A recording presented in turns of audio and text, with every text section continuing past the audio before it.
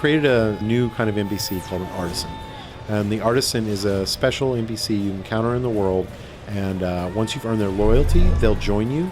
And they're not combatants, so they won't go into battle with you, but they will follow you throughout the game and stay in whatever town you inhabit. And they can craft items for you depending on what kind of a character they are. Blacksmith focuses obviously more on weapons and armor, jeweler more on jewelry.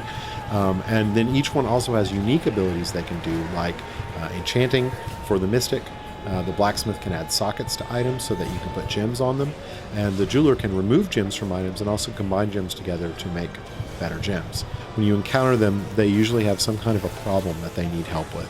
Blacksmith is a good example. When you start the game, his family has been killed by the undead in an attack on the town that you're trying to save, and they've been turned. So he needs your help to put them to rest.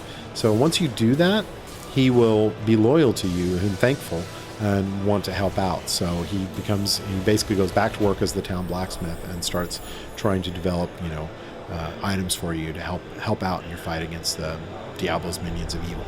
One of the things we wanted to make sure was that we wanted to, one, give you an opportunity to have alternate ways to get items, but also to help you deal with the items you don't want in a more compelling way. So you can sell items as you could in Diablo 2, but now you can also salvage them. So we have a cube-like device that you carry with you, and you can put items into it, and when you do, you can hit a button and it will break them down to their kind of base components.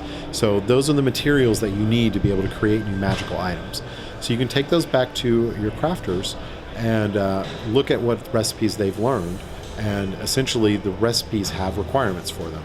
So once you've fulfilled the requirements, you have enough materials and gold, hit a button, and within a few seconds the item's made for you. We didn't want you to have a long wait, so it happens relatively quickly. The great thing about that system is it gives you ways to manage your items out in the battlefield, and means you don't have to go back to town as often.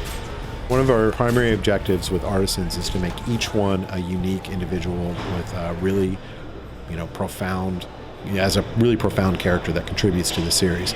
Somebody who, when you go back to town, you don't just want to craft with them. You also want to check out their talk options because they're either amusing or compelling or tell you something about the world. Diablo 3 is going to come out for the PC and the Macintosh, and it'll be done when it's done.